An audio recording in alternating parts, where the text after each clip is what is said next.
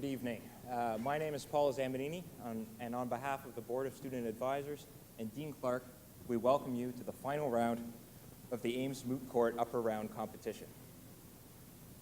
The case before the court today, written by Ames fellow Trevor Farrell, presents the question of the constitutionality of an Ames statute that places restrictions on speech and leafleting in the vicinity of the healthcare facilities. The petitioners, Mary Cameron and David Ray, are represented by the David A. Charney Memorial Team, who are Timothy J. Casey, Jennifer C. Daskell, Derek T. Ho, oralist, Richard C. Squire, oralist, Andrew M. Wilmar, and Robert B. Walensky. Respondent, the State of Ames, is represented by the Myra Bradwell Memorial Team, who are Craig Cronheim, Jessica Ellsworth, oralist, Danielle Leonard, Michael P. O'Shea, Stacy Summers, and Robin M. Wall, oralist. Presiding as Chief Justice is the Honorable David H. Souter of the Supreme Court of the United States. Joining him is the Honorable Frank Easterbrook of the Circuit Court of the Court of Appeals of the Seventh Circuit, and the Honorable Judith W. Rogers of the Court of Appeals of the District of Columbia Circuit. Please hold your applause until all of the arguments have been completed, keeping in mind that the petitioners have time for rebuttal. We would also ask you to refrain from all flash photography. However, at the beginning of the argument, the judges will pose briefly behind their chairs so that you can take pictures. We would also like to remind everybody to turn off their cell phones or pagers if they have them. Good luck to both teams and enjoy the arguments.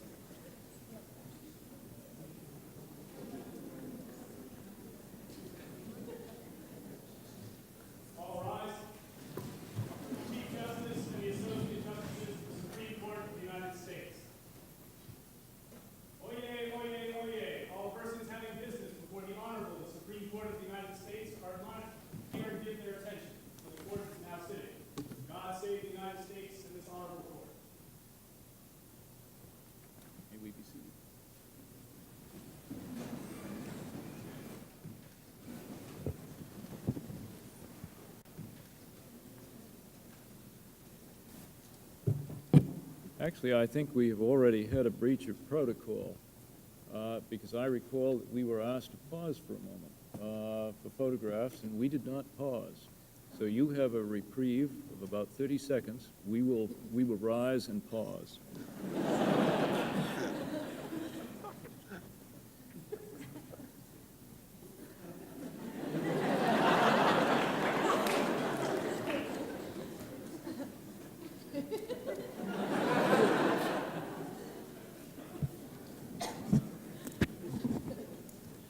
We will hear argument now in number 2010-03, Mary Cameron and David Ray,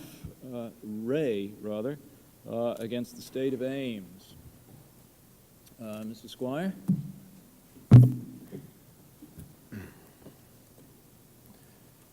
Your Honors, we would like to reserve 5 minutes at the end for rebuttal, please. So noted. Mr. Chief Justice, and may it please the Court, my name is Richard Squire, and I am counsel for the petitioners. I will argue that the Ames statute, under which petitioners were convicted, is unconstitutional on its face. My co-counsel, Derek Ho, will argue that the Ames statute is unconstitutional as applied to petitioners. Your Honors, although the language of the Ames statute may seem similar to the language of the Colorado statute that this Court recently upheld in the case of Hill v. Colorado, petitioners' challenge is not a mere relitigation of that case. In Hill, this Court struck a delicate balance between the state interests in promoting access to medical care and the free speech rights of individuals in the public forum. The Ames statute upsets that balance. The state interests motivating the Ames statute are no broader than those that motivated the Colorado statute. However, which were what? Your Honor, the legislative history of the Colorado statute indicated a primary emphasis upon promoting access to medical care. In addition, this court recognized that another harm was implicated by the statute, which was to use the language of the quote, potential physical and emotional harm that can occur when a person delivers a message by approaching physically at close range, i.e. within 8 feet for purposes of those statute. The state interests implicated here are no broader than they were in that case. However, But they include both, including the protection from the emotional trauma. The Ames legislature has Do you agree? We are not going to contest, Your Honor, that both issues may be implicated here. Our contention is that even if both issues are implicated here, the Ames statute is still not narrowly tailored to further that state interest. I thought your position was more that we were bound by the legislative's actual determination of the interest that was at stake, and that the court was not free to move beyond that. Our position is not the court is not free to ascribe other interests to the state legislature. The state legislature did consider only the interest of, and only mention the interest in the legislative history, of protecting access to medical care. And it did not find facts directly or make statements directly on this other interest. Our point is simply that even if this court were to acknowledge that that interest is also implicated here, as Respondent has argued. So as an implicit interest, even though not specifically articulated? Yes, Your Honor. The court in Hill, for example, mentioned the possibility of other interests that were not necessarily explicitly mentioned by the Colorado legislature. So your attack on Respondent's brief, are you withdrawing that somewhat, where you say they come up with a completely new state interest? No, Your Honor. If the state interest is limited to simply promoting access to medical care, the statute is clearly not narrowly tailored to that interest.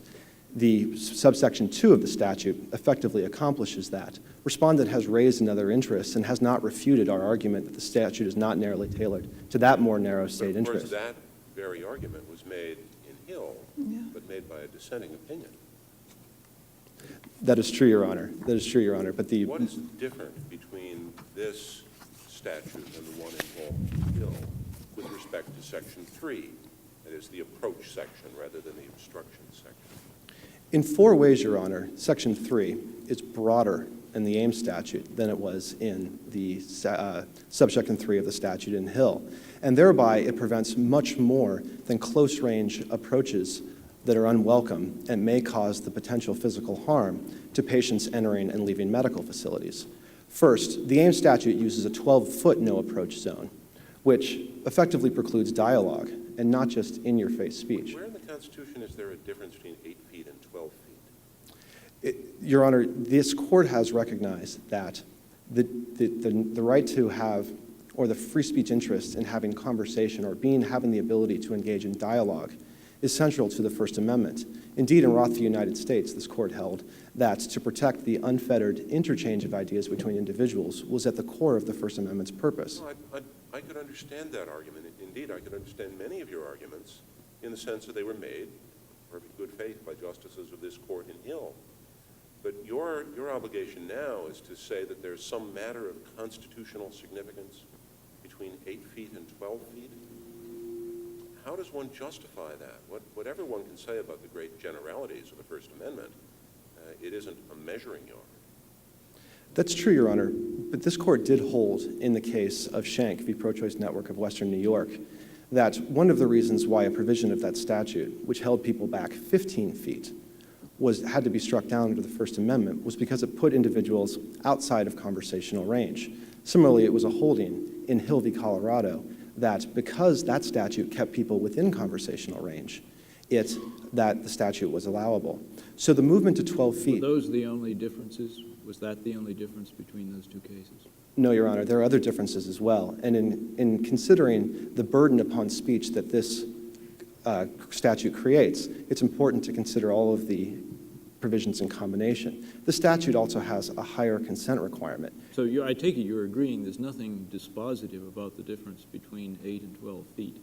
The movement from 8 to 12 feet does place a burden upon speech. And but there's nothing dispositive about it. You're saying, I think you're saying, it's simply one more factor to be considered in determining whether the burden reaches an impermissible point. Is that right? Under the test that both sides have agreed to apply, which is Ward, the question would be, does it place a substantial burden upon speech that is not necessary to further the state's interest? The question would be, is the movement from 8 to 12 in itself substantial? We contest it is, or we allege that it is, but we do not believe that that provision alone is what is creating the burden here. That, in combination with the other provisions. So you've got other differences that you want to emphasize. What are the other differences that you want to emphasize? The clear consent requirement, Your Honor, the use of the word clear in consent as opposed to in the Colorado statute, which just used plain consent. As Respondent has acknowledged, that means that under this statute, a potential listener would have to engage in some kind of affirmative act before a speaker may approach. You don't think that was implicit in the Hill statute? The two statutes are similar, identical actually, in terms of language in many ways. For example, subsections 1, 2, and 4 are identical. So the inferences that they were drawn from the same cloth. So either there was a deliberate insertion of the word clear by the Ames legislature or a deliberate removal of that word by the Colorado legislature. But either way, the intent was either to have a higher standard here or a lower standard there.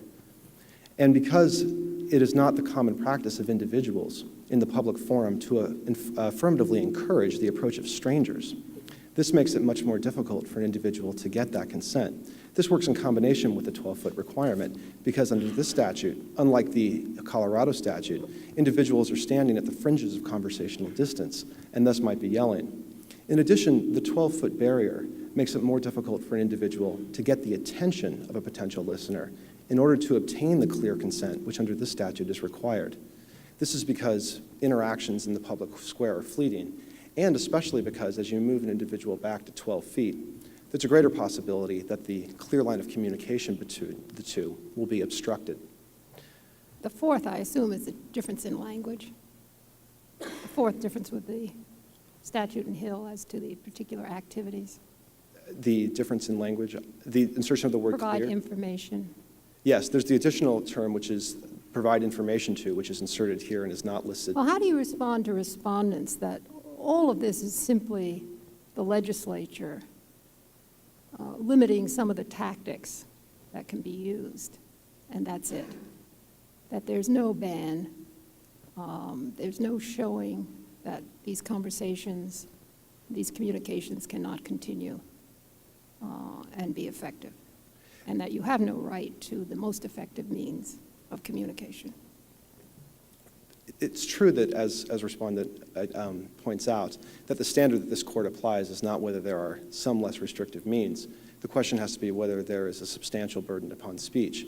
Although some speech may occur, the First Amendment protects more than one-way yelled or broadcasted communications. It protects exchanges of ideas, and this statute places a severe burden on the possibility of an exchange. I mean, you of argue ideas. in part that the quality of the speech is different in a labor protest than in the anti-abortion protest, and suggests that your right to petition government and your right to challenge an employer's actions are implicated. Am I correct that the record shows that, in fact, those opportunities have been available to you and you have attempted to exhaust them?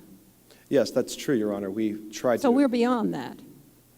That's right. And is your argument more that this is your client's last effort, and therefore, having been turned down at other stages, we ought to take that into account in deciding whether these four differences that you've relied on are enough to tip the balance in your favor?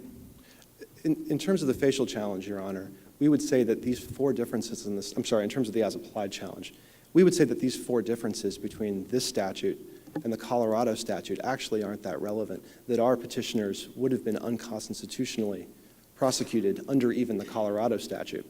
And my co-counsel will address that more fully. Our point here is that the four added provisions of the statute increase the burden upon speech, but they don't have a broader state interest implicated. What's your answer to Judge Rogers' question, Justice Rogers' question? Is it relevant to your case in any way that your clients have exhausted other opportunities or made other attempts to change the public mind about salaries and have failed. Is that relevant in any way?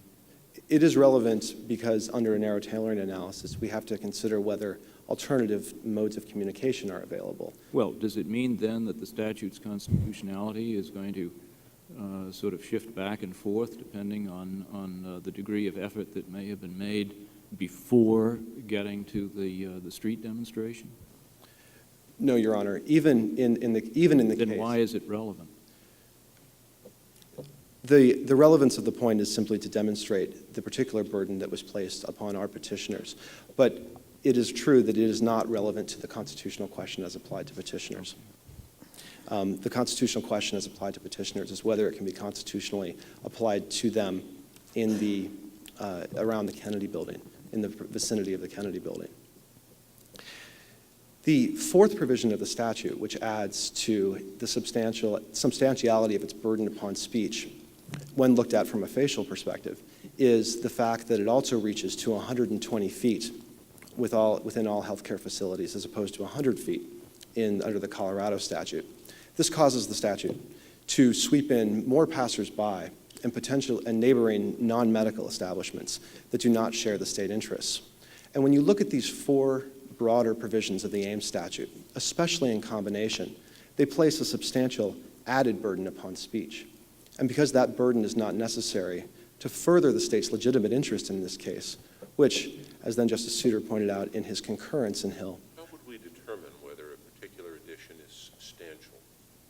What metric should we use to measure substantiality?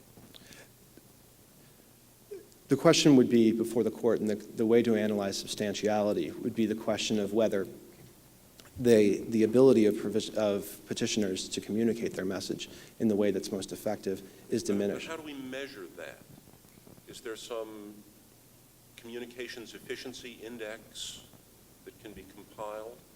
I mean, your argument, based on numbers, 8 versus 12 and 100 versus 120 and so on, implies that if we could go out and measure something accurately, we would know the answer to the constitutional question. Presumably that's something we would be measuring accurately, is communicative efficiency or something like that. But I wonder how you think we're to do that, is both in terms of what is the objective factor and then how do we assess it? Or is it just all off the top of our heads? If it's the latter, one wonders what basis it has in the Constitution. If it's the former, there's really something measurable, something concrete.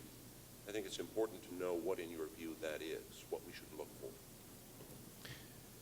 The concrete question that could be looked at is looking at various modes of speech, applying common experience, whether we think that these numbers, these numerical movements, place a substantial burden upon that speech as we commonly understand it. This court... What does that mean concretely? What would we look for to tell whether it's true or not? You would ask whether under common experience in the public forum we would normally expect individuals to stand 12 feet away and to engage in dialogue. We don't expect them to stand 8 feet away. We're trying to figure out what the difference is. Your argument implies that there is some difference in some definable function, but you're not really defining what that is. I concede, Your Honor, that this cannot be rendered simply to a quantum, and there's no kind of algorithm that we can construct to tell us how much speech has been. But doesn't there have to be, in a way, we're being asked to set aside the judgment of the legislature that reasonable people would feel more secure with a 12-foot zone than an 8-foot zone. And your argument is that that comes at too much cost. But if we don't have a way of figuring out what the cost is, then we end up just substituting our judgment for that of the legislature about those issues. I'm really searching for something that would allow the court to decide the case based on something other than just a gestalt difference with the legislature. Your Honor, I see that my time is expired. You may respond to the question. Thank you. This court has in many other cases looked at a time, place, and manner restriction and found that it burdened substantially more speech. For example, in City of Ladue v. Jaleo, when it found that alternative means were not available for individuals who put signs on their on their residential lawn, or in the case of United States v. Grace, when it struck down a time, place, and manner restriction as applied to the sidewalks around the Supreme Court building. In both of those cases, it is fair to say that a more qualitative analysis was done, and a judgment was made about whether the substantiality of the speech and the burden on the speech was necessary to further the state's legitimate interests. And I think ultimately it is a qualitative analysis and not a quantitative one. But the movement from 8 to 15, or the 8 to 12 feet here, places a qualitative restriction upon speech. Thank you, Mr. Squires. Thank you. Mr. Ho?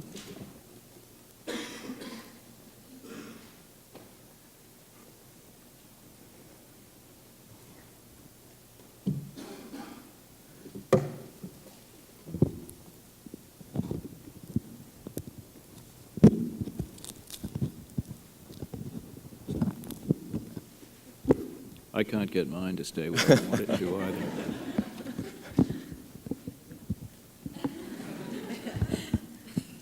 Hopefully you can hear me. Mr. Chief Justice, and may it please the court, my name is Derek Ho, and I also represent the petitioners in this action, Mary Cameron and David Ray. Even if this court finds that the Ames statute is constitutional on its face, it should strike it down as applied to the petitioners. The state interest in protecting patients does not justify convicting the petitioners for engaging in a peaceful demonstration that was aimed not at patients, but at the government, their employer, and the public at large. You don't make any claim, I take it, that the government placed this clinic in the municipal building or the building housing other municipal services simply for the sake of insulating them, in effect, from picketing? No, we do not claim that the government did this intentionally, though we do claim that there is the possibility of this type of effect. Well, but if there is such a possibility, is it anything that we need to worry about in adjudicating this case? Your Honor, the possibility that this statute was applied to cloak members of the Ames Board of Nursing within the ambit of protections that were designed for patients is relevant to the question of narrow tailoring. Well, but I don't know that it does get to narrow tailoring, because if in any given case there is a sound indication that the placement of the clinic was made for the purposes of insulating government from criticism, that in effect would be the kind of content-based and indeed viewpoint-based discrimination which would preclude the application of a time, place, manner analysis right at the threshold, wouldn't it? If that were the case, Your Honor, it would, but we do not. So why don't we then simply say that is simply a non-issue here, and we will go to the time, place, manner criteria as such? I would agree with that analysis, Your Honor, that that possibility does not bring this case out of the time, place, and manner context, but it does, of course, create an exacerbating factor in the narrow tailoring analysis, in that this law, which was designed to protect patients, was applied in order to protect different people altogether, not only... Well, it's true, but I think given the case as it comes to us, we've got to assume that there is nothing illegitimate about the fact that this particular building is being used for patients and for non-patients. Therefore, I think the first thing you've got to confront in the argument that you're beginning is there any way, is there any practical way that the patients can be protected if the ambit of the statute does not apply to approaches to non-patients as well, simply because patients don't walk down the street with signs on themselves? Your Honor, the state is free and indeed able to protect patients even in the context of a multipurpose office building, either by limiting the statute to those who are seeking medical care. Indeed, that is what the... How can you ever enforce such a statute? I'm sorry? In other words, every time the police would make an attempt to enforce the statute on the street, their actions, in effect, would be subject to some kind of a condition subsequent when it was revealed at some later time, maybe 5 minutes or 5 days later, that the person who was being approached, whose approach appeared to be unlawful, was in fact not a patient, was not somebody seeking medical care. If your answer is, well, the police have got to be certain of that in the first place, then the statute is absolutely unenforceable. Your Honor, the district courts in Madsen and Schenck did believe that such an injunction, which was limited in this way, would be effective, and the state may very well decide that that is one tack that they would like to take in order to protect patients. Do you think it is relevant that, in fact, in this case, it is not the speech that is being prohibited, but simply the approach? I don't believe that it is relevant to the question of whether a distinction between patients and non-patients would be one feasible way for the state to protect patients even in this context. Well, and this may not be, but is it the implication of your argument then that whenever a clinic is housed in a multi-purpose building, a statute such as the Hill statute or such as the one here in Ames is, in practical terms, wholly unenforceable? If Your Honor believes that this particular mode of narrowing the statute is wholly unenforceable, there are other methods by which the state could still protect patients. Well, that may be, but that wasn't my question. My question is, on your view, is it the implication of what you're saying that this statute is unenforceable in a multi-use building situation? Your Honor, I believe that the statute could be enforced perhaps, for example, by including in the scienter requirement something about whether or not the person that is being approached is a patient.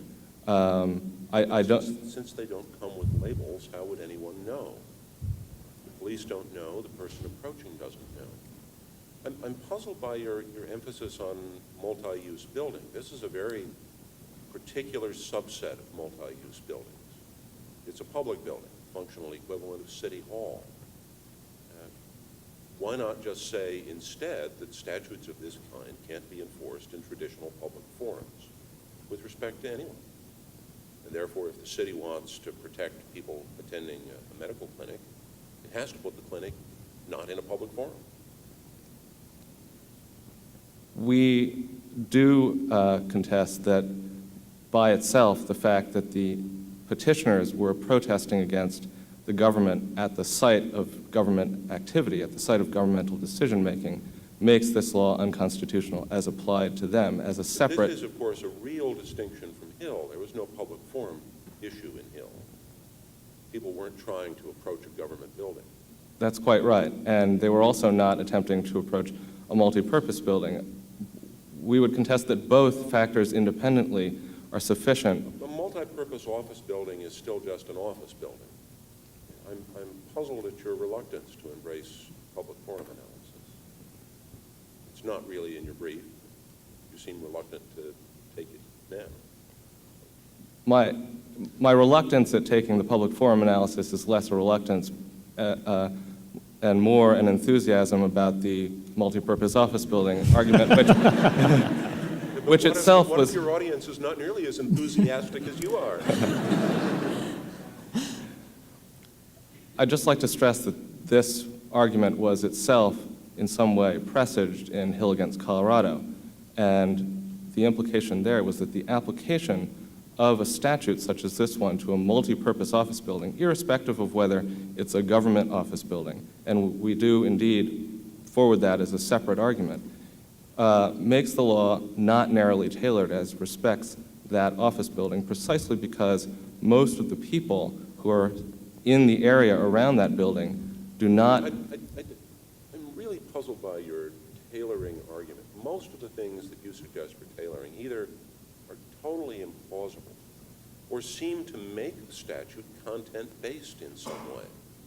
The virtue of the statute in Hill, if it had a virtue, was that it dealt with conduct, that is, coming close, rather than with the reason you came close or the thing you said if you came close. You seem to suggest that tailoring has to do with the reason you're coming close or the thing you say if you come close. But that would, under our analysis in Hill, that would be the very thing that would condemn the statute as unconstitutional. Why, in your view, is it a saving grace? It's not that tailoring has to do with the content of the speech. Tailoring has to do with whether or not the people that are being protected actually share in the interests that the statute was designed to serve. No, but if you take the, and I share Justice Easterbrook's perplexity, if you take the argument that you are making here, and we in effect were to say, yes, any statute with this breadth is unconstitutional, we would implicitly be saying the only statute that can possibly survive your tailoring argument is a statute that would make its distinctions on a content base and would therefore be unconstitutional for that reason. Do you agree with us that that's the implication of your argument? No, Your Honor, I don't. I believe that the statute could be narrowly tailored by reducing the degree of prophylaxis, in some sense, that this court blessed in Hill. In Hill, this court acknowledged that the 8-foot buffer zone would preclude some harmless demonstrations as well as some harmful ones. Let me try a slightly different tack. Counsel on the other side have made a point in their brief based on a science or a technology which I think they refer to as proxemics. And the proxemics evidence is that even in situations which are not as emotionally charged as abortion, anti-abortion situations, people who are being intentionally approached on the street by those who want to engage in some kind of persuasive interaction with them suffer in a way. Their blood pressures go up, and if those are people who in fact are going to the doctor, they're going to have a tough time. So if that argument is sound, then it doesn't matter whether you're running a labor protest as opposed to someone else running an abortion protest. The approach of your people is going to have, in effect, the same kind of deleterious effect that the approach of any other protesters will do. If we accept that argument, and you therefore say, make a distinction between the kind of labor protest that we've got and the kind of protest that was involved in Hill, it seems to me we would necessarily be making a distinction based on content. We would be saying the labor protesters can raise the blood pressure of the potential patients, the abortion protesters cannot. Is that sound reasoning? Your Honor, the basis for not applying this law to petitioners is not because of the content of their speech. It's not because they were engaged in a labor protest or a government protest. It's because of the locational nexus between their speech and the audience with whom they were attempting to communicate. The petitioners chose the Kennedy Building because it was uniquely suited to their communicative needs, because it contained not only their employer, but also the Ames Board of Nursing, the regulatory agency. But if we focus completely on the relation between, the protesters and the building, which way does that cut? This is a distinctive building because it's a public forum, it's a public building. But these are distinctive protesters because they are public employees. Is it impermissible for a local municipality to say, we don't want our own employees blocking the door? Whatever rights the public in general may have to approach people approaching the building, why can't the municipality say, our staff will allow free access to the building? Your Honor, I think it could. However, the employees in this case are actually not public employees. The Ames City Health Clinic is a private health clinic, so the petitioners are not public employees. They are private employees. They're seeking to communicate with their private employer at the only site where their communication could really be effective. The fact that they would have to severely curtail their speech within the 120-foot zone or go across the street where they would be effectively outside of visual or oral distance means that they would not be able to effectively communicate with their audience at the Kennedy Building. And it's this locational nexus, again, that I think makes the Ames statute unconstitutional as applied to them. Moreover, it's also the fact that... Where do we learn in the record that the Ames City Health Clinic is a private organization? One would think with a name like City Health Clinic in a public building, it sounds public. Your Honor, I believe it's in the record at page 8. The ACHC is a nonprofit community clinic that provides general health care services, including abortions. No need, though, for you to accept the assumption of the question either, I'm sorry? that if they were government employees, they could be restricted in their First Amendment rights. We would not contest For your that they could not, purposes. but that is not the case here. The two factors that make this statute unconstitutional as applied to the petitioners is the fact that a law that was designed to protect patients is being used to protect many more people than merely patients, but all people who are entering into and out of the multipurpose Kennedy building, as well as people that are simply passing by the Kennedy building on their way to other locations in the city. But is it the implication of your point that therefore here, patients cannot be protected? That patients cannot be protected through the same prophylactic measures that this court, that the state might generally apply to other locations. Hill simply cannot apply, you are saying, in a situation in which you have government building, multi-use, various protests beyond abortion or merely health-related protests. That's you accept that? Mr. Chief Justice, I see that my You may time has answer my expired. question. The state could still, in our view, engage in sufficient legislation to protect patients. It simply could How? not. Tell me what it could do. It could reduce the range of the buffer zone, for example, to target precisely the harm that the state has articulated, namely in-your-face importuning that winds up intimidating and harassing and causing these horrible physical and psychological harms that the state has suggested. We do not believe that those harms arise at 8 feet or even 12 feet, and the law in this context should be narrowly tailored to that harm. Thank you, Mr. Howell. Mr. Wall?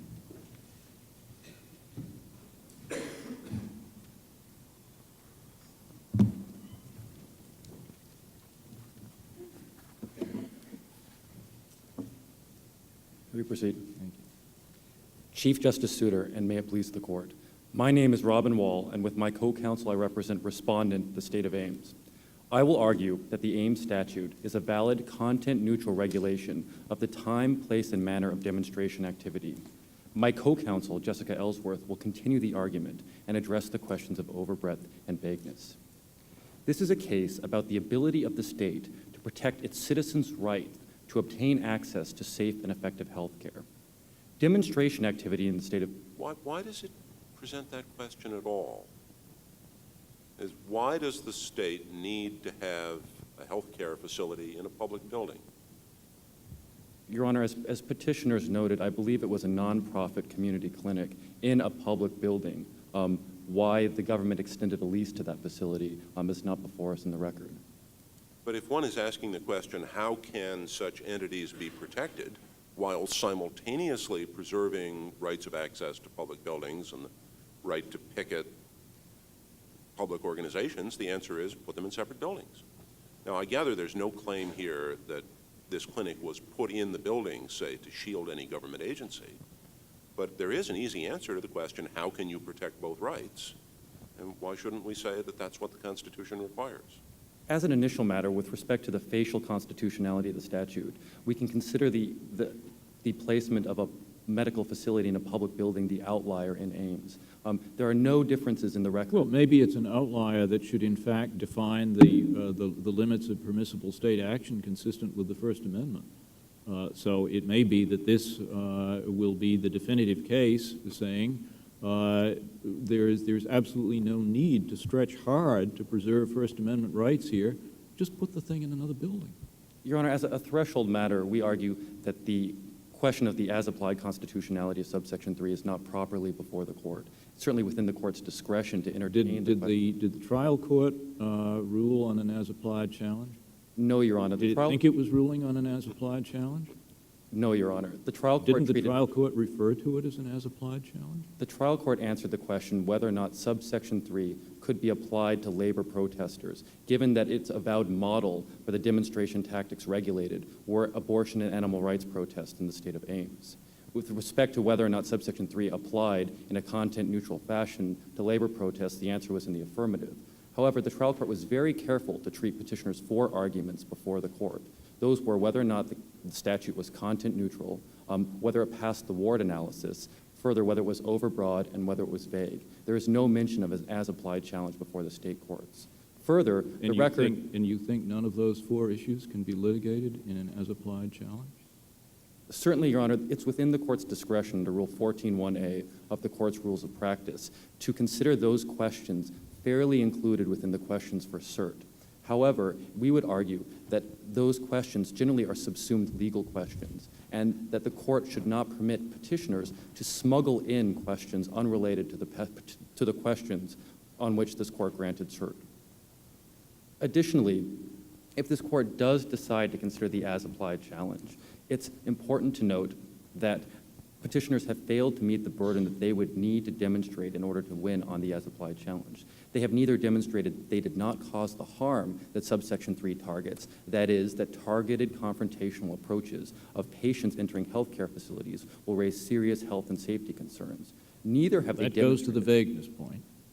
Your Honor, that goes to the vagueness point. You're saying they can't raise a vagueness challenge because there's no question about their coverage by the statute as written. Certainly that is true, Your Honor. Additionally, they have not demonstrated that subsection 3 substantially limits or impairs their ability to protest and demonstrate in the plaza in front of the Kennedy Building. Should the court take any cognizance of the fact that the record we have here is, it starts out with about 30 protesters, they disperse, and we're left with 2, and that the statute is being applied under those circumstances? How does that impact on your argument? And also, just the notion that we have 2 types of First Amendment expression here, and does that make a difference? Your Honor, with respect to the second question, with respect to leafleting and picketing, neither method of communication is prescribed by subsection 3. This court has held that limiting one means or method of communication does not itself arise to the level of an abridgment of the First Amendment right to speech. And certainly, petitioners still have an effective and meaningful right of ability to picket and protest. They can position themselves immediately next to the entrance to the healthcare facility and offer pamphlets or leaflets to passersby in a conversational tone of voice. What they are prescribed from doing... Well, if they want to position themselves in a given place, they can yell as loudly as they want to, can't they? That is certainly true, Your Honor. Additionally, though, at the 12 feet, they can still address passersby in a conversational tone. What they cannot do is engage in a dialogue when that passerby does not consent. Now, with respect to the first question, what is the relevance that these were 2 demonstrators of 30? How can you address somebody in a conversational tone from 12 feet away on a busy public street? Now, I can understand addressing you in a conversational tone, though you're 12 feet away, because the marshal will take away anybody else in here who makes a noise. All that chortling, you're subjecting yourselves to the marshal. But that's not what happens on a public street. Public street has lots of noise and bustle. The idea of holding a conversation or anything in a conversational tone from 12 feet away seems quite difficult at best. Justice Easterbrook, we are more than 12 feet apart right now, and it is easy in the hush of the courtroom to communicate at 12 feet. However, 12 feet is also less than the distance, less than the length of an average car. And certainly when on opposite sides of a car on a busy street, we still converse with one another in conversational tones. Further, subsection 3 does not limit demonstrators' ability... Maybe I should ask you the same question I asked Mr. Squire. You have just the opposite perspective, or at least the opposite assertion from him about how much speech is being squelched and whether that's good or bad. How do we measure that question? Is it in the end nothing but a gestalt, or is there some way of actually addressing the question whether speech is being suppressed, and if so, how much is too much? As this court indicated in Granite v. City of Rockford, substantiality cannot be defined with mathematical precision, Your Honor. I'm not asking for mathematical precision. Give me something within 2 orders of magnitude. Certainly, the Ames General Assembly chose 12 feet because they determined that that was the distance that passersby wanted to maintain between themselves and confrontational, aggressive demonstrators. And certainly the science supports that 12 feet is an appropriate distance at which to place that limit. Why don't you take the position that, in fact, this statute for all practical purposes, precludes ambulatory speech by demonstrators within that 120-foot radius. And simply say, there are, however, other ways to address the people within 120 feet. That way, number one, we would have at least some measure of what was being prevented. And number two, we would get to what I think is ultimately the guts of your argument, and that is that there is indeed sufficient alternative here, and that even if ambulatory speech is out in the 120-foot range, the statute is still constitutional. If I understand Your Honor correctly, that interpretation would prescribe approaches combined with any and all communication? I'm saying, I guess what I am suggesting is that in order to enforce this statute practically, so little ambulatory speech would in fact be allowable that it would be de minimis. We could forget it. Why don't we start with the assumption that ambulatory speech by the demonstrators is, for practical purposes, forbidden within the 120-foot radius, and go on from there? See, Justice Souter's approach has the virtue of avoiding those types of distinctions, however, and shifts you just to their ample alternatives.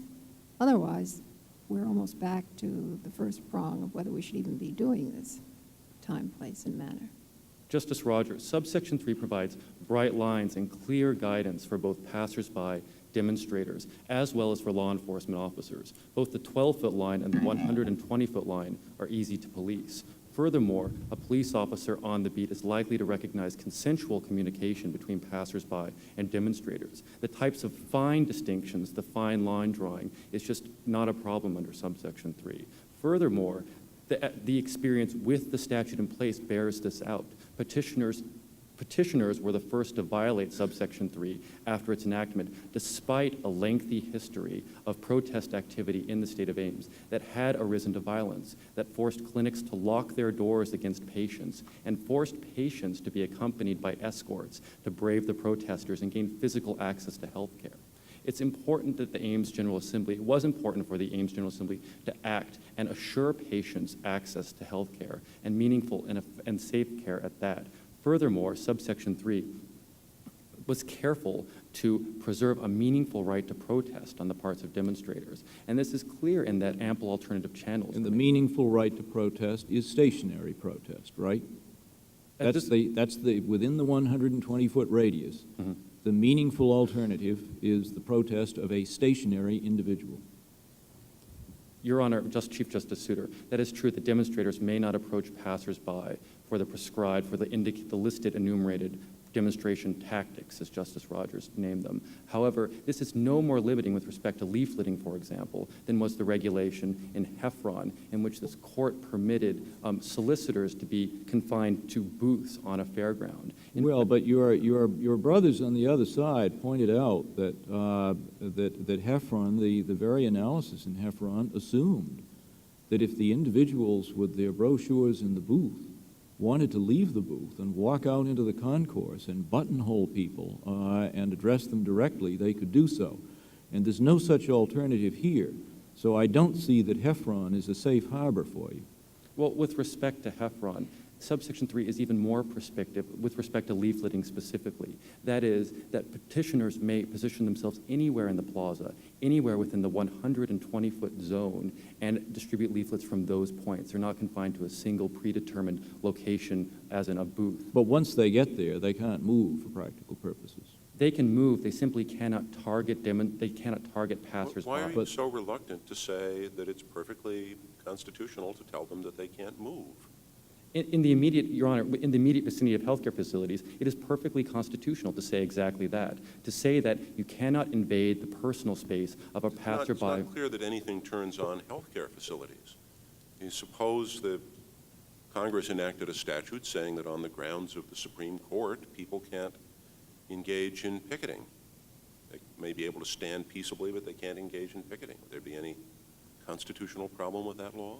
Justice Easterbrook, both the narrow tailoring analysis and the overbreadth analysis has been context-specific for this court. And certainly the context of healthcare facilities presents particular concerns that aren't present with respect to a courthouse. As in Burson v. Freeman, in this... So you think there would be a problem with that statute for court? Certainly there is a problem with limiting demonstration activity in and near a courthouse, as was demonstrated by this court's holding in U.S. v. Grace, in which it did limit the ability... On the sidewalk, the assumption of all the participants in Grace was that the limits on the plaza of the court, which is a lot bigger than 120 feet, were fine, but that the sidewalk was different from the plaza. Justice Easterbrook, this subsection 3 is identical to the statute at issue in Hill v. Colorado, in that both prescribe demonstration tactics on a sidewalk or a public way. I understand that. I'm just trying to see if I understand the source of your reluctance to say that there's a problem with telling people not to move. I mean, we see lots of statutes, not like the one involved in Grace. There's the residential picketing statute in Frisbee. There's the statute involving foreign embassies and booze. And one might think, if you're coming back to here, a government building, that a statute making it hard for people to obstruct the entrance to a government building, to pester people coming to a government building, but allowing them to stand in place and put up signs, might have a lot to recommend it. It's hard to see why it would be a constitutional problem. Well, certainly the evidence before the Ames General Assembly would not justify such a restriction on your ability to speak in front of those public buildings. The evidence before the Ames General Assembly was the specific problem that demonstrations had proved for healthcare access in the state of Ames. Now, furthermore, there was a public safety issue present before the Ames General Assembly, and that was that these demonstrations had arisen to violence on occasion, and that this too had frustrated and even deterred patients from seeking healthcare altogether. Now, there's an important additional interest that was recognized by this court in Hill v. Colorado, and that is that patients are a captive audience. They're captive both to medical necessity and perhaps the demands of their HMO or insurance provider. They simply cannot choose. What is the significance of this captive audience business? Suppose the city said that people who ride on our subway are a captive audience. They're generally low-income people. They don't own their own cars. So we're going to exclude from the subway all the kinds of things they might not like to see, like advertisements for abortion clinics. Could they do that? Your Honor, this court has upheld the prescription of political advertisements in public transportation. And certainly it was clear in Erzosnik v. City of Jacksonville that when an audience is sufficiently Well, I asked a question about abortion clinics. Your Honor, Could they forbid in public transportation advertisements for things that might upset some of the riders? Right. One can understand excluding politics in much the same way the city, or many cities and states apply the Hatch Act to their employees and say they can't engage in politics. But now I'm interested in something that would just be upsetting to many people. Your Honor, that prescription would be content-based, perhaps viewpoint-based, and would face strict scrutiny under this court's analysis. However, subsection 3 does not aim at the impact of speech on passersby. It aims at the impact of invasions of personal space on passersby. I must say, I have some trouble with this idea that you have 12 feet of personal space, a radius of 12 feet of personal space around you when you're walking on the public ways. Most sidewalks are not more than 6 to 8 feet wide. Very common for 4 or 5 people to walk together or passing one another. So where does one get 12 feet of personal space on a public sidewalk? Admittedly, in the hustle and bustle of the city street, passersby will pass one another and may pass very close to one another. However, there's a significant difference between that kind of casual contact and the targeted, confrontational, and often sustained approach of a demonstrator in front of a healthcare facility. When the patients are in a particular state of mind, whether they're facing surgery or the results of a biopsy or an HIV test, the Ames General Assembly has determined that it is permissible to provide them a safety zone in which they know that passersby will not approach. Thank you, Mr. Wall.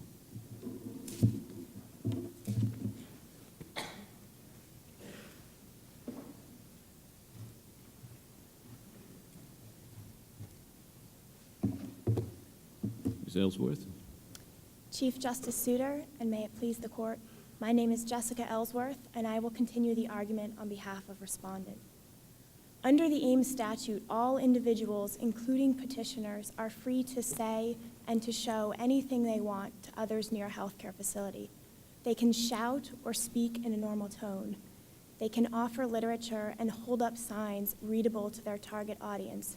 Under this statute, they simply cannot move towards a target once the distance between them is 12 feet or less. What does that do to undercut, if at all, the justification that you put forward for the statute? Because your justification is essentially a justification about the emotional response that patients have to being addressed. I think you argue, and we probably would agree as a matter of common sense, that the emotional response is going to be greatest if someone is approaching in a specific person-to-person way. But what you're describing here, it sounds to me, shouting and screaming at people within this narrow zone, I presume is itself going to be very upsetting. And in fact, if this is allowable, doesn't it rather undercut the argument about the ultimate state protective interest which is being served by the statute? We don't believe that it undercuts the argument, Justice Souter. In this case, Ames was very concerned with the approaches because the approaches were perceived as intimidating and caused harms. But the state of Ames was also concerned with preserving the rights of demonstrators, and it sought to enact a modest restriction that would allow those passersby and those entering a healthcare facility to feel as though they had a cushion or as though there was a fence between them and the demonstrators, so that as they walked in, they could avert their eyes or avert their ears if they were unwilling listeners and know that they would not be approached. It is the approach and the manner of delivery as opposed to the content of the speech that the state was concerned with. See, I really thought reading the record here that what the state was concerned with was preserving access to these facilities. So the fact that, 12 feet away, people are screaming what may be disturbing to the patients who are going to the healthcare facility is a fact that the legislature was willing to live with. They simply didn't want people physically impeded or so psychologically impeded. And that's all, that they appreciated the fact that there might be this harm nevertheless, but that was the balance the legislature struck. That is the balance that the legislature struck. But in your argument, as I understand it, you brought in this other aspect that it seems to me makes it more difficult for you for the reasons Justice Souter suggested. Well, certainly the state of Ames was concerned with access and also concerned with giving effective medical care to its citizens. And in reacting to problems of access, the state of Ames chose a two-pronged solution. In subsection 2 of the statute, they prohibited actual physical blockades. And in subsection 3, what the state targeted are the types of constructive blockades that could also deter access and, for those patients who aren't deterred, would inhibit the ability to give as effective medical care. In reacting to those problems, however, the state wanted to ensure that its citizens could also voice their protests and their concerns about all matters of social concern in the state of Ames. And to do so, they enacted this modest restriction on the type of delivery of speech that could and could not occur in the unique context of healthcare. This court has recognized... Your brief spends a good deal of time discussing medical literature, which the Chief Justice has already mentioned. I'm interested in that. How do we know whether this is good science? Well, Your Honor, we believe that it is good science because... Well, what lawyers believe about good science may be different from what scientists believe about good science. How do we know whether it's good science? Well, Your Honor, in part, it is good science because it is published in reputable medical journals. How do we know whether these journals are reputable? I'm not really acquainted with Volume 30 of Fam Plan Persp. I assume that's Family Planning Perspectives. Right. I'm not completely up on the Blue Book citation of medical stuff. How do we know these are reputable journals? Well, we believe that they are reputable journals. No, the fact that you believe it, the fact that a lawyer believes it, is not helping me. Your Honor, I believe that if the science were questioned or if the science were in some way disreputable, as you suggest, there would also be things in the literature, in the medical literature, that would suggest as such. There is nothing in the medical literature that would contradict anything that Most quackery is ignored by serious scientists. The fact that a strain of literature has drawn no notice by many serious scientists may suggest that it's quackery.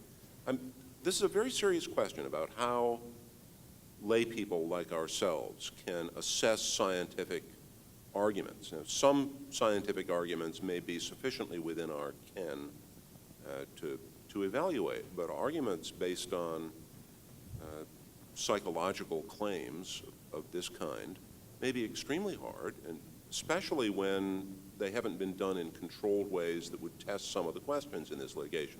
You take the Chief Justice's question, which is worse, being approached within 12 feet by somebody who would like to hand you a piece of literature, or having somebody stand 13 feet away from you screaming obscenities and with bloody, dolls?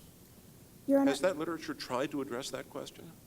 Your Honor, I would suggest that in Hill v. Colorado, the American Medical Association cited this same scientific research in their brief, and I certainly think that the American Medical Association may have a better ability to decipher the medical knowledge and the reputation of that medical research than perhaps you or I do.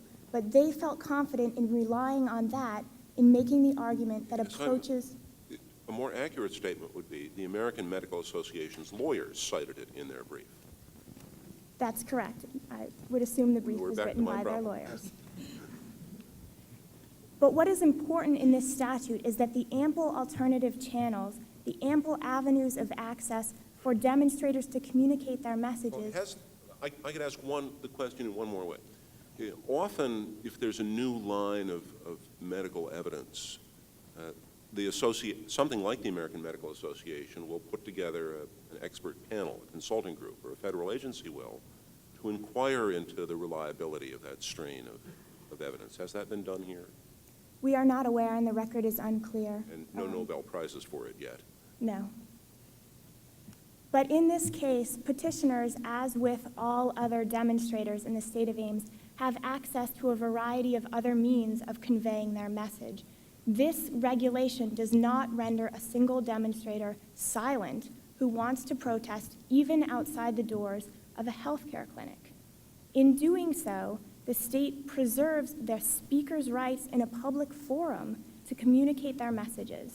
And as this court held in Ward, the fact that reducing one means of communication may reduce access to one part of your audience does not render a statute unconstitutional when ample alternative avenues exist. Their argument, though, is that you've deprived them of their most effective means. And even if you don't want to take them up on that, that in order to counsel someone at 12 feet about a very personal decision and try to persuade someone is simply impossible. Justice Rogers, one thing under this statute that it's important to note is that the statute does not require that demonstrators and individuals accessing the healthcare facility be 12 feet away at all times.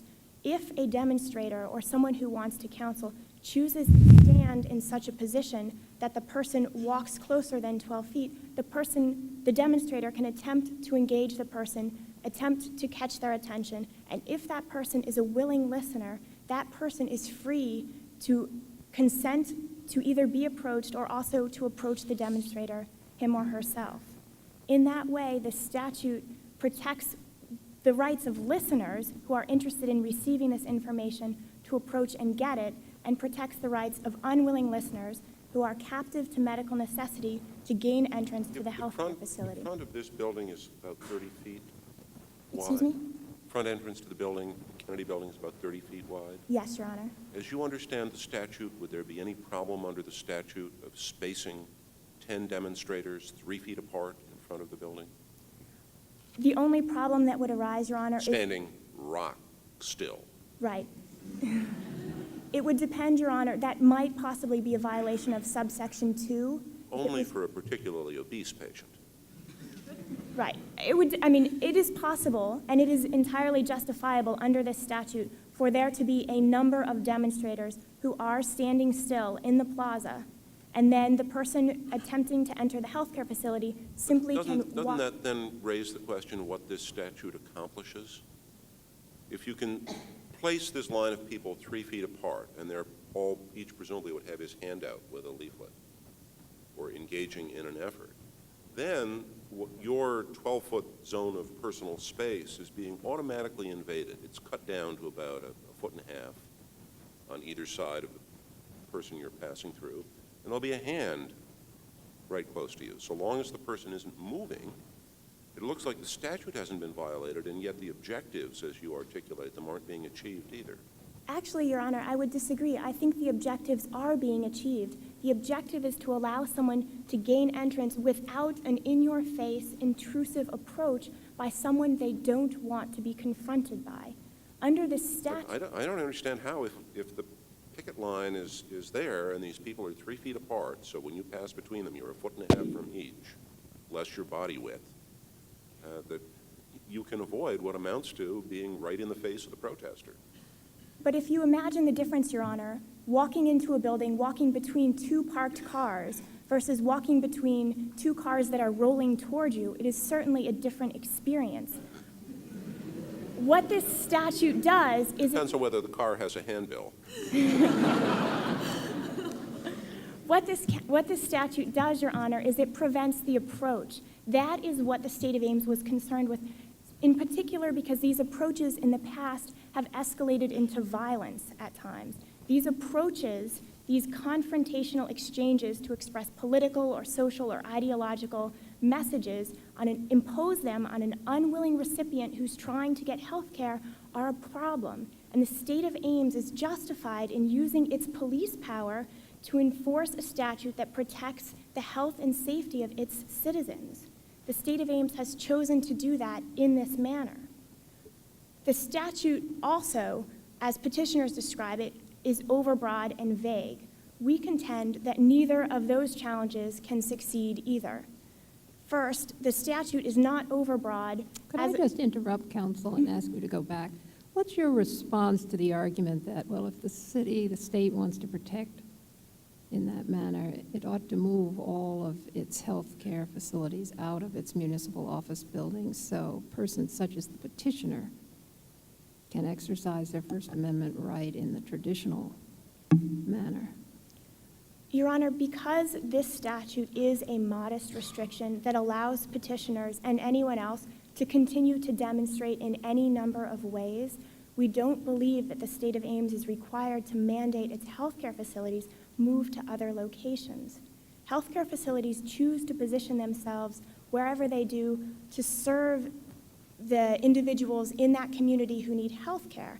And it seems an unfair burden to place on the healthcare facilities to force them to move elsewhere when what this statute does is accomplish a mild, through a mild restriction, it accomplishes protection for those patients. The statute, by protecting those patients, whether the facility is in a multi-purpose building or is a standalone building, protects all of the patients seeking health care in the state of Ames. When addressing the similar statute in Hill, this court held that the statute did not protect too many people in too many places. There is no reason for this court to assume that the situation of healthcare facilities in Ames would be significantly different from healthcare facilities in Colorado or any other state. No, but that's not the distinction that is being suggested. The distinction that is being suggested is not between health facilities one place and health facilities in another. The distinction suggested is between health facilities in buildings that have 27 other tenants, perhaps many of whom are municipal or governmental, and health facilities that are either in a standalone building or in a building at least with fewer neighbors. And if we're coming down to the question of narrow tailoring, it may be that we cannot avoid that issue. So I think that's what you've got to confront, not whether there's a difference between health care facilities in one place or another. On this very issue, Justice Souter, in your concurrence in Hill, you expressed great skepticism that the number of healthcare facilities located in these large multi-purpose buildings would be very big. Well, that was last June. lot of people have had a lot to say on this subject since last June. And as you can see, there's been a big turnover in the court.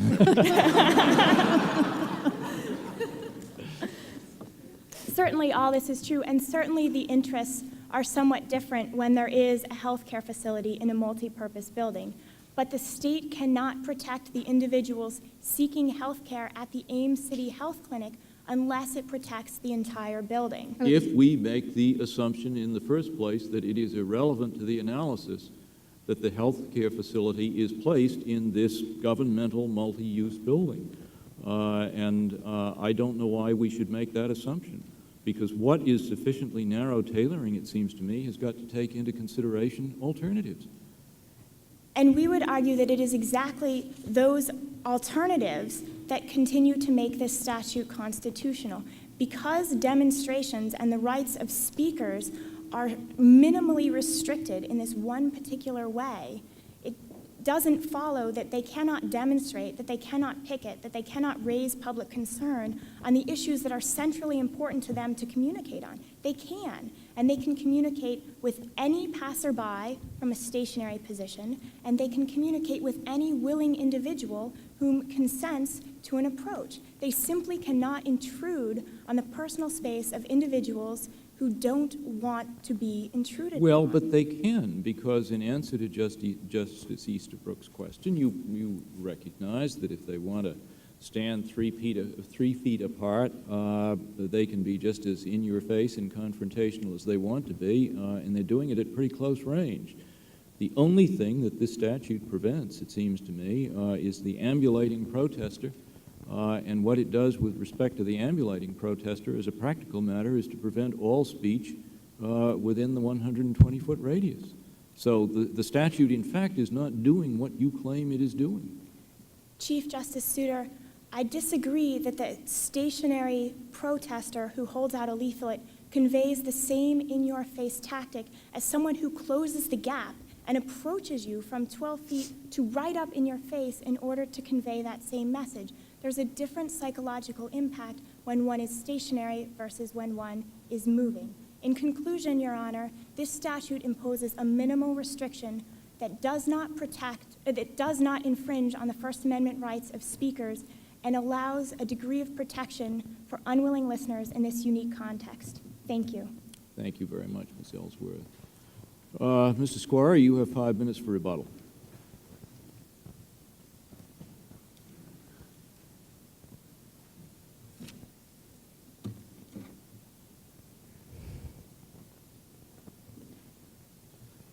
Thank you, Your Honor. There are 3 points to keep in mind at this point in the case. First, contrary to Respondent's claim, a statute that prohibits ambulatory movement is a significant restriction on First Amendment rights. Second, petitioners have preserved their as-applied challenge. And third, their as-applied challenge could be achieved in the sense that the state could have written a content-neutral statute that would protect patients outside a place such as the Kennedy Building, but would not sweep in speech such as petitioners that was not directed at them.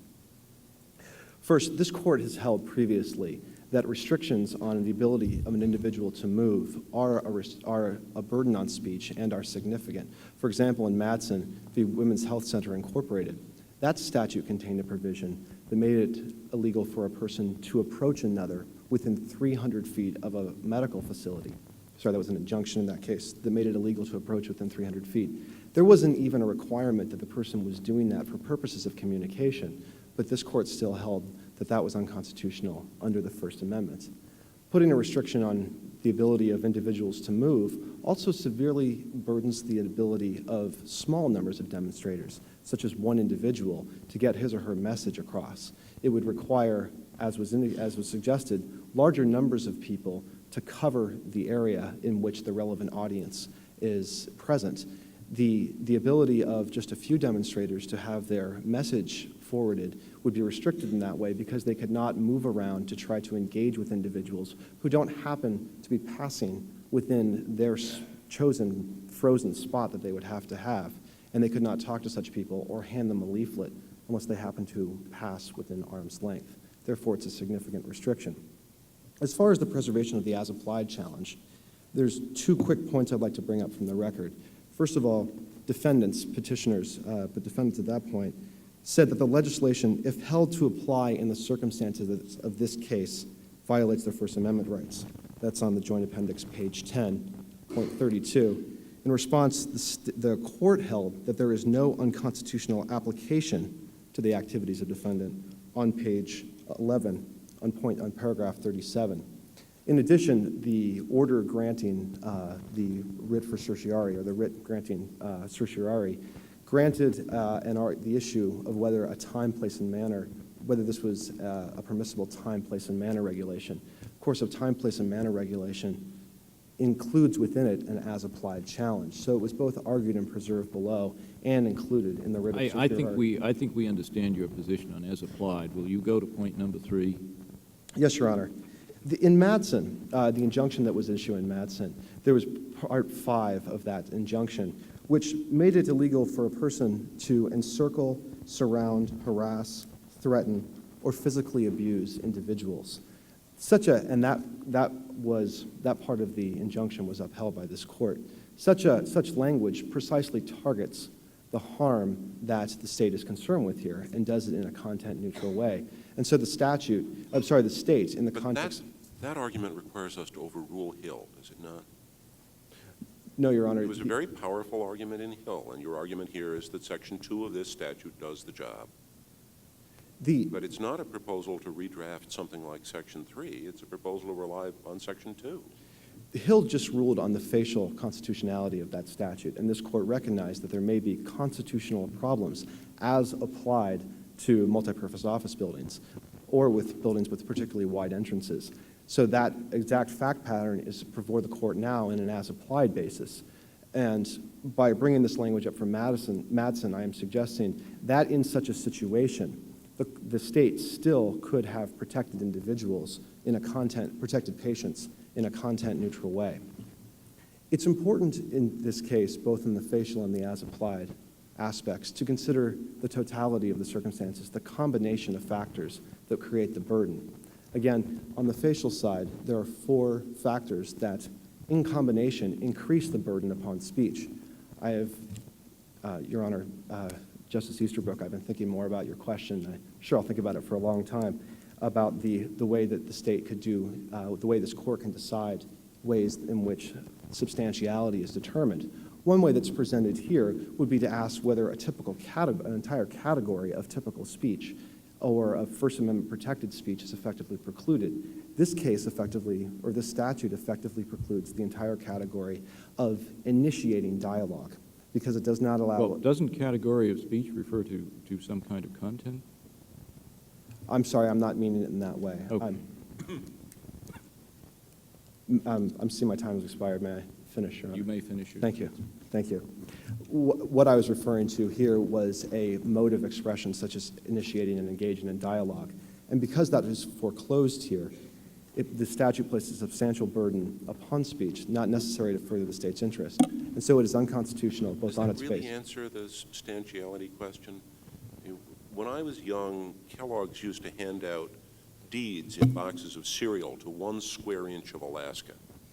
Now, suppose statute is passed saying in that square inch, you cannot engage in picketing and approaching somebody. Would you be saying, well, let's let out a whole category of activity that is dealing with that square inch? But we wouldn't think it's important, would we?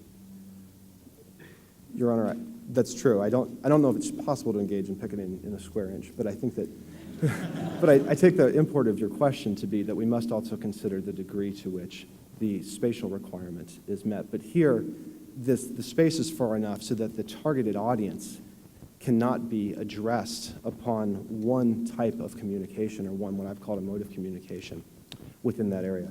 For these reasons, we encourage this court to strike down the Ames statute as unconstitutional on its face or as applied. Thank you. Thank you, Mr. Squire. We will take a recess.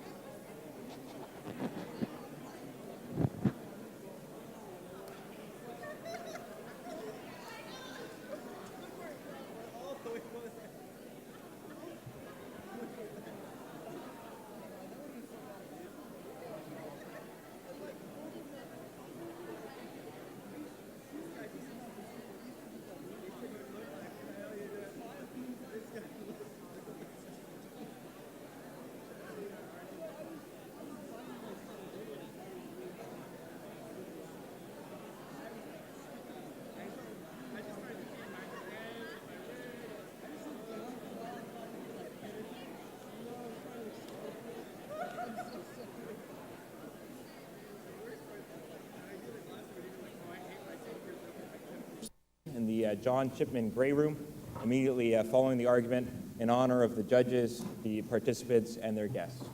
Thank you. The judges will be out shortly.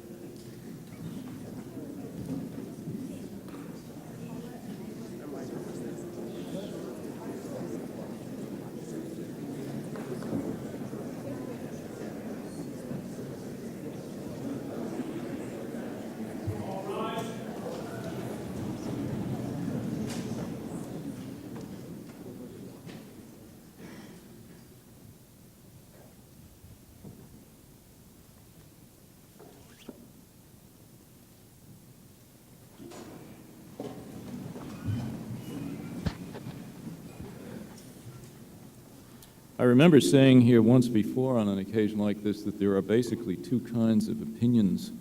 One tells you what the problem is, goes on at complete length discussing the problems, the pros and cons of authority, and at the last line tells you how the case comes out. The other philosophy is to tell you what the problem is, tell you how it comes out, then go on with the explanation, which you can either read or not. We are of the second school in this case, so we will start with the judgment and then go on into explanations. We have three judgments to render, as you know. The first is a judgment about the best oral advocate before the court this evening, and our judgment is that the best of the very excellent four advocates was Ms. Ellsworth.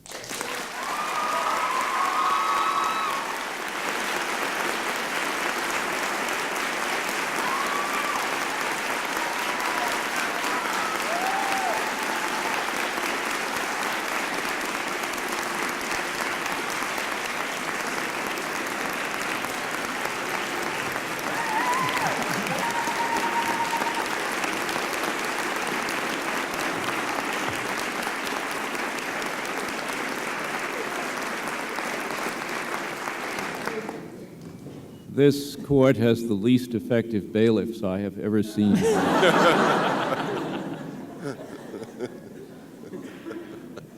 Our second judgment goes to the issue of which of the sets of briefs were the best, and in our judgment, the respondents' briefs were the best briefs, the red brief.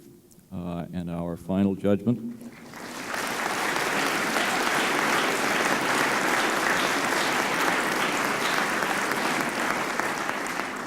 Our final judgment is best overall team effort, and that goes to the respondent.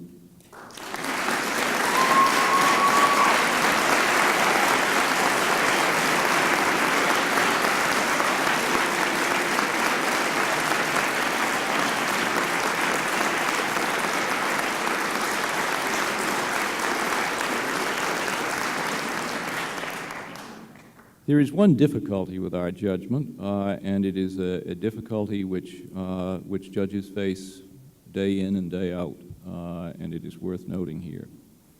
And that is, in this particular case, not in all, there was not, in effect, a divided judgment, with one team getting one bouquet, another team getting another. The reality of most litigation is that somebody wins and somebody loses. So in one sense, this is life. One thing that is not life, as it were, at least we as working judges know it is not life, and that is, in fact, to have such a good match. And we did have a good match tonight. The people involved here as writers of briefs and as advocates up at the podium were credits to Harvard Law School. Both teams, all four advocates. That's pretty high praise. Still, somebody has to win, somebody has to lose, but it was a good case, and it was a good Ames. We each of us on the bench have a few further and slightly more specific remarks to make, and we'll go on with them, beginning with Judge Easterbrook. I first heard a moot court about 29 years ago at the University of Chicago. Justice Blackmun presided over it. During the whole argument, he sat silent, asking only whether the briefs had been printed in accordance with the Supreme Court rule. The answer was yes, they had been. He actually hadn't fully understood the implications of the rule. But he then said at the end, in this time, major surprise to everybody, that the reason why he hadn't said much during the argument is because he was so impressed by the quality of the advocates. That he sat in the Supreme Court every day and he listened to these arguments, and then he came here to this law school, and it was such a shock that the advocates, third-year law students, were doing better than the advocates in the Supreme Court, and he thought that was very high praise, and he wanted to pass that along. Well, I was in the audience, and I was sure he was just saying that to be kind. Maybe he was even pulling everybody's leg, some kind of private joke. How could third-year law students rival the advocates who appear in the Supreme Court of the United States on the great cases of the day? Well, I then went on to a clerkship and went on to practice before the Supreme Court of the United States, and it took about 2 arguments for me to realize that Justice Blackmun had been telling the absolute truth. And not simply because, as Chief Justice Berger recognized, although this wasn't the exact phrase he used, that half of all advocates are worse than average. The point was that a lot of people get to the Supreme Court and get to the Court of Appeals not fully prepared, not having taken the time that is implied by the importance of the case, and in many events, not being very good appellate advocates. I want to pass on Justice Blackmun's word of praise because it applies here too. And the lawyers who you've seen today not only took the time, not only prepared this case to the gills, but also displayed what I think is the most important quality of oral advocacy, and in many ways the most difficult one, and that is being able to engage in a conversation with the judges. Judges are sitting up here in their black robes, higher. They have the power to decide the case in the end. It's often very hard to conceive of engaging in a conversation with them, but that's what good advocacy is about. There's been a monologue before. It's in the brief. We've listened to this uninterrupted flow of words. Questions keep occurring. The oral argument is the time when the judges get the chance to turn their marginalia into questions and probe what is troubling them about the case. There's really only one way to respond, and it's not the way of college debate. It's not the way of many advocates to say, oh, Your Honor, that's a hypothetical question, leading the judge to wonder, hello, what case am I in? Do you think I don't know the difference between this case and the hypothetical case? The only thing to do is engage, because the judge is interested not so much in what happens today, but what happens tomorrow. What principles are on the line? How do you explore those principles? Having a conversation with the judge about an issue of law is, I think, the most difficult task an advocate can do, and the praise I have for these is that they all engaged in that enterprise. So I thank you very much. I have one caution, and I think you could probably see it from some of the questions on the bench. By the time a case gets to the Supreme Court, there's a reason to think that the justices may have large concerns as well as small. And often it's well to show up at oral argument not simply with, here are my distinctions from the last case, but I now have a point of principle which I think is large, and I would like to persuade you of that point. I may have my fallbacks of distinctions if I can't persuade you of that point. And you could see some of the questions from the bench asking, well, maybe there's something special that would require the separation of facilities. Maybe there's something special about this being a public agency. Those may turn out to be large points of principle that would sway the case. And in a real oral argument in the Supreme Court, there would probably be tilted more toward that direction and less toward the individual distinctions. But that's a fine point of choice, and I don't want it to detract from the praise I have previously given. So thank you very much. Judge Rogers? Thank you. Well, thank you all for inviting me. I've enjoyed this, and it's been a privilege for me. Justice Souter is so gracious, and Justice Easterbrook very humorous and gracious, and I join them in my praise for all four of you and the fine work you've done. I'll tell two quick stories based on my own experience. The first being that I did a lot of litigation, and then I became an appellate judge. And all of a sudden, after having argued before the court that my client should win for, say, the following 5 reasons, as a judge, I had to decide which of those reasons, if you were to win, would be the one we chose or the 2 or the 3 we chose, and why. Recently, we had an argument in the court involving a government agency, a very difficult issue. I think all 3 judges were very troubled by it, and we kept pressing each side to give us a theory by which to adopt their interpretation. And when the argument was over and we conferenced, all 3 of us were convinced that basically neither side had given us a theory. So we would come up with one. But the point is, it's really your opportunity at oral argument for all of the reasons that Justice Easterbrook just mentioned. And so I encourage you to remember that because the justices are not only asking questions of their own in areas they're troubled about, but they're listening to the questions asked by their colleagues and engaging in it as well. So take advantage of that, I would simply say. The second point is sort of a reality of life that you probably all know, and if you don't, you'll soon find out, is many briefs that are filed in court, and I will accept the Supreme Court of the United States, but certainly the lower courts, are by and large written by associates, senior associates, partners, but probably not the senior partner who's going to argue the case. And I've been told by my colleagues, and I've seen it for myself, that the brief is satisfactory in the sense that the partner who's going to argue the case is satisfied that all of the points are made, that the issues are properly preserved, nothing has been omitted. But when that partner comes into the court to argue the case, he has, if he's good, a larger perspective. And that is immensely helpful to the court. It's something to think about, and I think that's what we're sort of pressing you with.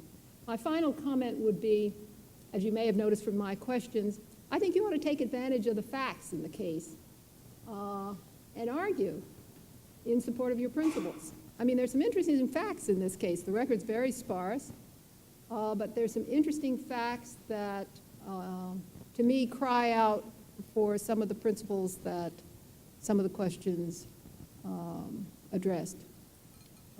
So with that brief comment, congratulations to all of you. I can't dissent from anything that has been said so far, and I have a certain temptation to amplify, but I won't do that.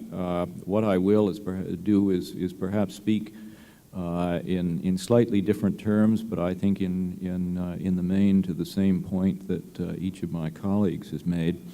I'm going to structure what I say to give me a chance to pass on to you one of my favorite quotations, which I hope, if you remember nothing else specifically from this evening, you will remember, because it will stand you in very good stead. The assumption upon which any argument has got to be structured, on which any set of briefs has got to be structured, when the briefs and the arguments are addressed to an appellate court of final jurisdiction where the doctrinal lines are made clear, is the point that if the case is really worth getting that far, it is a case rather without a ready-made doctrinal solution. This is not the quote I have in mind, but I'll give you two quotes tonight. The most important question, perhaps, in the law, as in most of life, is the question, compared to what? When we get to as it were, the final stage in any appellate structure, presumably the errors have been corrected, if there are any errors. And the issue that is left at that point is an issue of drawing a line where a line has not, prior to that time, been drawn. The line is going to be drawn by taking into consideration, in effect, not principle, but two principles, or maybe more than two. And the question is not what the answer may be in accordance with settled principle as far as it goes, whether on one side of a case or on the other. The case is going to be decided, in effect, on saying there are good reasons to choose one principle over another, and to draw a line, as it were, to the right of center or to the left of center, center being the point of existing intersection.